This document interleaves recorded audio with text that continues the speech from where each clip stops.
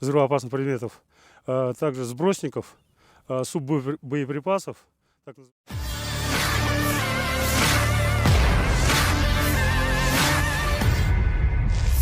Pasukan Rusia kembali melakukan bersih-bersih di sejumlah jalanan di Krasnomersky.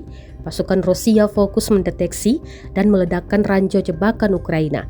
Rekamannya diunggah di Telegram pada Selasa 7 Januari 2025. Dalam keterangan unggahan disebutkan kelompok pasukan pusat terus membersihkan ranjau di ruas jalan dan wilayah sekitarnya di pemukiman Donetsk, tepatnya di arah Krasnomersky. Tampak ledakan terjadi di wilayah tersebut. Rusia menemukan puluhan ranjau yang ditanam oleh tentara Ukraina. Rekamannya pun kini telah menuai berbagai komentar dari warganet.